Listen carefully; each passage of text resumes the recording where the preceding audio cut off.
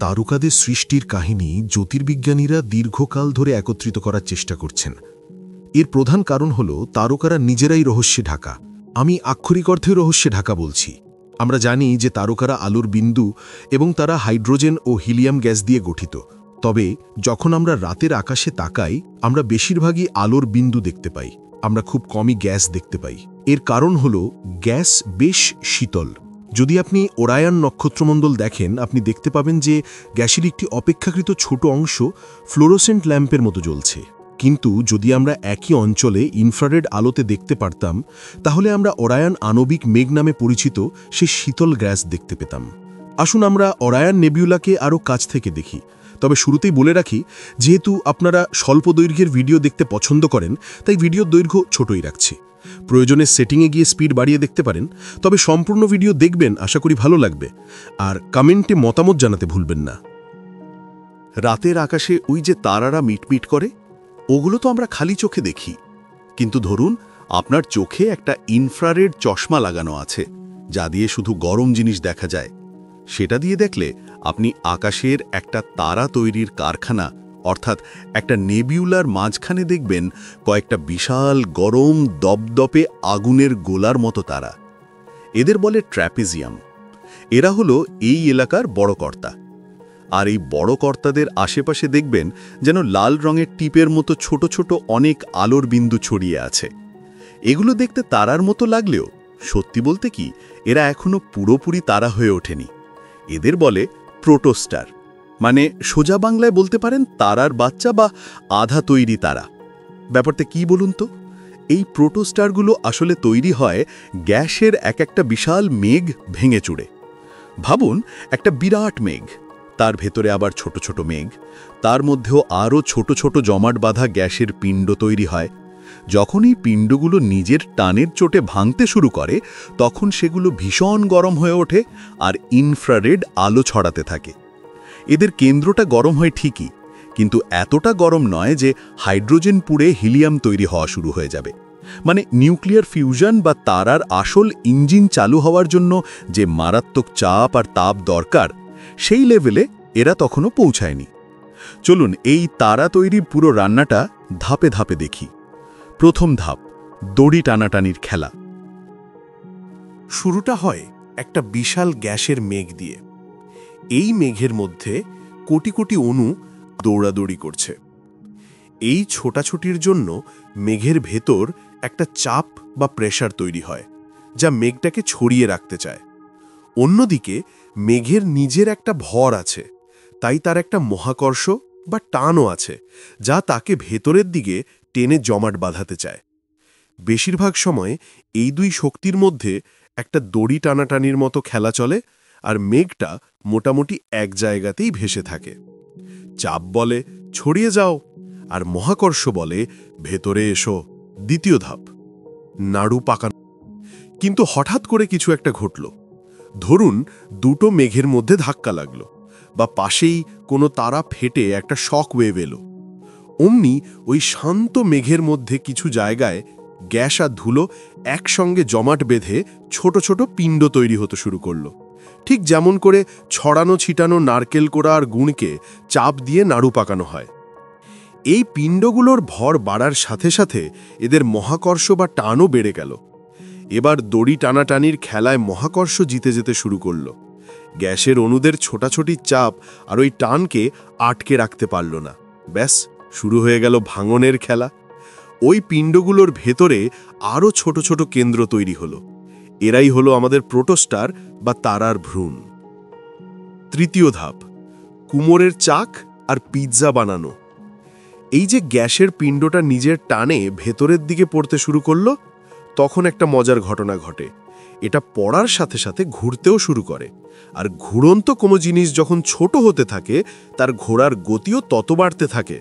এর ফলে জিনিসটা গোল না থেকে চ্যাপ্টা হয়ে যায়। ঠিক যেমন কুমোরের চাকের ওপর মাটির তালা ঘুরতে ঘুরতে চ্যাপ্টা থালার মতো হয়ে যায়। অথবা ধরুন একজন পিৎজা শেফ যেভাবে ময়দার তালাকে বনবন করে ঘুরিয়ে চ্যাপ্টা রুটির মতো বানিয়ে ফেলে, ঠিক সেইভাবেই ওই গ্যাসের পিণ্ডটা একটা চ্যাপ্টা চাকতি বা ডিস্কে পরিণত হয়। এই ডিস্কটাকে আমরা দুটো ভাগে ভাগ করতে পারি। ভেতরের অংশটা, যেটা সরাসরি ওই প্রোটোস্টারের ওপর আছড়ে পড়ে তাকে খাইয়ে দাইয়ে বড় করে তোলে, তাকে বলে অ্যাক্রিশন ডিস্ক। আর বাইরের যে বিশাল চ্যাপ্টা অংশটা, সেটাই ধীরে ধীরে গ্রহ তৈরির কারখানা বা প্রোটোপ্ল্যানেটারি ডিস্ক হয়ে ওঠে। মানে ওই বাইরের ডিস্কটার মধ্যেই আমাদের পৃথিবী, মঙ্গল, বৃহস্পতির মতো গ্রহদের প্লট কাটা হয়। চতুর্থ ও শেষ ধাপ, চুল্লি জ্বলে ওঠা আর ঘর পরিষ্কার। ভেতরের তারাটা গ্যাস আর ধুলো খেতে খেতে যখন যথেষ্ট মোটাসোটা আর গরম হয়ে ওঠে, তখন হঠাৎ একটা ম্যাজিক হয়। এর কেন্দ্রের চাপ আর তাপমাত্রা এমন পর্যায়ে পৌঁছে যায় যে নিউক্লিয়ার ফিউশনের চুল্লিটা দপ করে জ্বলে ওঠে। হাইড্রোজেন পুড়তে শুরু করে আর জন্ম নেয় এক নতুন তারা। আর যেই না তারাটা জেগে ওঠে, অমনি তার থেকে মারাত্মক বেগে একটা ঝড় বা স্টেলার উইন্ড বেরোতে শুরু করে। এই ঝড় আশেপাশের পুরো এলাকা ঝাড় দিয়ে সাফ করে দেয়। বাকি থাকা গ্যাস, ধুলো সব উড়ে যায়। আর ততদিনে গ্রহরাও নিজেদের রাস্তায় থাকা আবর্জনা সাফ করে গোলগাল হয়ে উঠেছে। ব্যাস, তৈরি হয়ে গেল একটা নতুন সোলার সিস্টেম। এই পুরো গল্পের আসল হিরো হল ঘূর্ণন বা পাক খাওয়ার ক্ষমতা। যখনই কোনো জিনিস ঘোরে, ফিজিক্সের ভাষায় তার একটা অ্যাঙ্গুলার মোমেন্টাম বা কৌণিক ভরবেগ থাকে। এটা তিনটে জিনিসের ওপর নির্ভর করে। 1. জিনিসটার ভর, 2. তার ঘোরার গতি, 3. তার ভরটা কতটা জায়গা জুড়ে ছড়িয়ে আছে।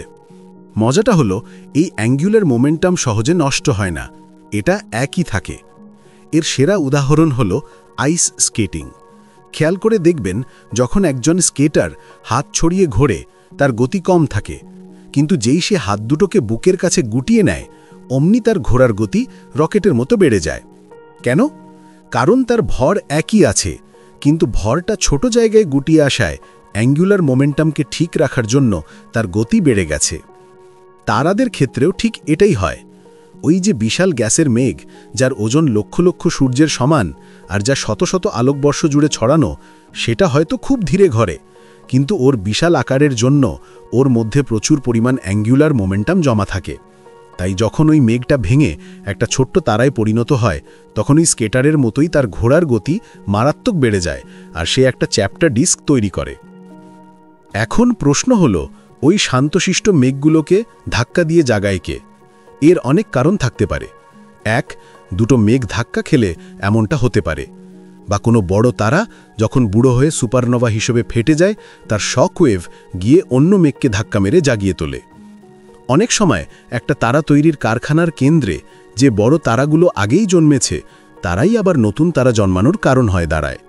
তাদের মারাত্মক তেজ আর ঝড় গিয়ে পাশের ঠান্ডা গ্যাসের মেঘকে চাপ দিয়ে নতুন নতুন নাড়ু বা পিণ্ড তৈরি করে, যা থেকে আবার নতুন তারা জন্মায়। টিনেজার তারা বা টি টাউরি স্টার। আমাদের সূর্যের মতো তারারা তাদের জন্ম প্রক্রিয়ার একেবারে শেষ পর্যায়ে একটা অস্থির টিনেজ দশার মধ্যে দিয়ে যায়। এদের বলে টি টাউরি স্টার।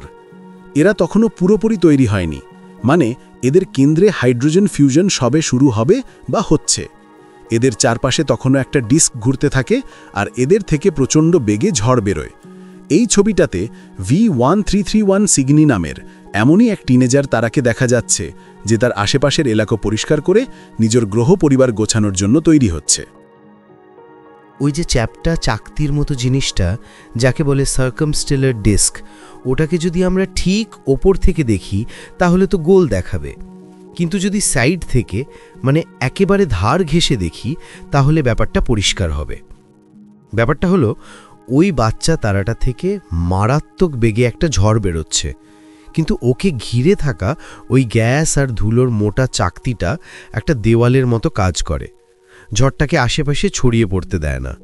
ফলে ঝড়টা বেরোনোর জন্য শুধু দুটো রাস্তাই খোলা পায়, চাকতির ওপরের আর নিচের দিকটা। ঠিক যেন একটা পিচকারির মুখ চেপে ধরলে জলটা সরু হয়ে শুধু মুখ দিয়েই ফিনকে দিয়ে বেরোয়। মাঝে মাঝে এই ঝড়ল বা প্রবাহ এতটাই তীব্র হয় যে সেটা একটা লম্বা আলোর স্রোতের মতো দুদিকে বেরিয়ে আসে। একে বলে জেট। আর এই জেট যখন আশেপাশের মেঘের সঙ্গে গিয়ে সজোরে ধাক্কা খায়, তখন সেখানে একটা আলোর ঝলকানি তৈরি হয়, গ্যাসগুলো জ্বলে ওঠে। অনেকটা হাইওয়েতে দুটো গাড়ি মুখোমুখি ধাক্কা লাগলে যেমন আগুনের ফুলকি বেরোয় সেরকম। এই যে আলোর ঝলকানি বা উজ্জ্বল মেঘ, এদেরই বিজ্ঞানীরা একটা গালভরা নাম দিয়েছেন হার্বিগ হারো অবজেক্ট। এই জেটগুলো থাকার একটা খুব দরকারি কারণ আছে। ভাবুন, ওই তারাটা যদি নিজের পুরো অ্যাঙ্গুলার মোমেন্টাম ধরে রাখত, তাহলে ওটাকে এত জোরে ঘুরতে হতো যে ওটা নিজেই ছিঁড়ে টুকরো টুকরো হয়ে যেত। তাই জেটগুলো ফোয়ারার মতো গ্যাস বাইরে বের করে দিয়ে তারাটার ঘোরার গতি একটু কমাতে সাহায্য করে, ওকে স্টেবল রাখে। অনেক সময় গ্যাসের ঘন মেঘের জন্য আমরা জেটের একটা দিক দেখতে পাই, অন্য দিকটা ঢাকা পড়ে যায়। কিন্তু ইনফ্রারেড বা সাব-মিলিমিটার চশমা চোখে লাগালে ওই ধুলোর মেঘ ভেদ করেও বিজ্ঞানীরা দুদিকের জেটই দেখতে পান। চলুন একটা উদাহরণ দেখি। HH30। এটা দেখে হয়তো আহামরি কিছু মনে হচ্ছে না, ছবিটা কেমন ঝাপসা ফেটে ফেটে গেছে, তাই না? আসলে আমরা হাবল টেলিস্কোপের ক্যামেরার একেবারে পিক্সেল লেভেলে দেখছি তো, তাই এমন লাগছে। কিন্তু এখানে চেনা জিনিসগুলো সবই আছে। 300 কিলোমিটার প্রতি সেকেন্ড বেগে বেরিয়ে আসা জেট, আর মাঝখানে একটা কালো রেখার মতো ওই চাকতিটা। তারাটা কিন্তু নিজে ওই চাকতির আড়ালে লুকিয়ে আছে, যেন ঘোমটার আড়ালে নতুন বউ। সাইজটা একটু আন্দাজ করুন। এই চাকতিটার ব্যাসার্ধ প্রায় 430 অ্যাস্ট্রোনমিক্যাল ইউনিট। মনে রাখবেন, আমাদের সোলার সিস্টেমের শেষ গ্রহ নেপচুনের কক্ষপথ সূর্য থেকে মাত্র 30 অ্যাস্ট্রোনমিক্যাল ইউনিট দূরে। তার মানে এই গোটা সিস্টেমটাই আমাদের সোলার সিস্টেমের থেকে বড়, আর এখনও তৈরি হচ্ছে। সবচেয়ে মজার ব্যাপার কি জানেন? বিজ্ঞানীরা 14 বছর ধরে এটার দিকে তাকিয়ে ছবি তুলেছেন, আর তাতে দেখা গেছে এই জেটটা সত্যি সত্যি মহাকাশে এগিয়ে চলেছে। মানে এটা কোনো আন্দাজ বা কম্পিউটারের খেলা নয়, আমরা চোখের সামনে ঘটনাটা ঘটতে দেখছি। সব তারা থেকে অবশ্য সব সময় জেট বেরোয় না। মনে হয় তারা তৈরির কোনো কোনো পর্যায়ে এই জেট চালু হয়, আবার বন্ধ হয়ে যায়।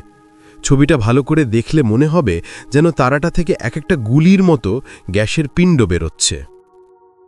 তাহলে সংক্ষেপে পুরো ব্যাপারটা কি দাঁড়ালো? সার্কামস্টেলার ডিস্ক, এটা হলো ঘুরন্ত গ্যাস আর ধুলোর চ্যাপ্টা চাকতি। অ্যাক্রিশন ডিস্ক, চাকতির ভেতরের অংশ যা সরাসরি বাচ্চা তারাটাকে খাওয়া যোগান দেয়। প্রোটোস্টার, আসল তারকা যা চাকতির কেন্দ্রে লুকিয়ে থাকে। জেট, বাচ্চা তারার দুই মেরু থেকে ফোয়ারার মতো বেরিয়ে আসা গ্যাসের স্রোত, যা ওকে স্থিত হতে সাহায্য করে। শুধু ছোট বা মাঝারি তারা নয়, বিশাল বিশাল তারাদের ক্ষেত্রেও ঠিক একই নাটক চলে, শুধু স্টেজটা অনেক বড় হয়। শার্পলেস 2106 নামের এক বিশাল তারার ছবি দেখলেই বোঝা যায় এর জেট প্রায় 2 আলোকবর্ষ লম্বা। আর আরেকটা মজার তথ্য হলো, আকাশের বেশিরভাগ তারাই কিন্তু আমাদের সূর্যের মতো একা নয়, তাদের সঙ্গী আছে। এরা হলো জোড়া তারা বা বাইনারি স্টার সিস্টেম। এইচকে টাউরির এই ছবিতে যেমন দেখা যাচ্ছে, দুটো তারা নিজেদের আলাদা আলাদা চাকতির মধ্যে তৈরি হচ্ছে আর একে অপরকে ঘিরে ঘুরছে। এরা বড় হয়ে একটা পারফেক্ট জোড়া তারা হবে। আবার কখনো কখনো একটা বড় চাকতির মধ্যেই ভাঙন ধরে 2 বা 3টে তারা তৈরি হতে পারে, যেমন জিজি টাউরি এর ক্ষেত্রে হয়েছে। যেন একটা বড় নাড়ু ভেঙে তার ভেতর থেকেই একাধিক ছোট ছোট কেন্দ্র তৈরি হয়েছে। এইভাবেই মহাকাশের বিশাল রান্নাঘরে মেঘ, ধুলো আর মহাকর্ষের টানাপোড়নে জন্ম নেয় নতুন নতুন তারা আর তাদের গ্রহ পরিবার। তো আজ এই পর্যন্তই, দেখা হবে পরের ভিডিওতে। ভিডিওটি ভালো লাগলে সাবস্ক্রাইব করতে ভুলবেন না কিন্তু।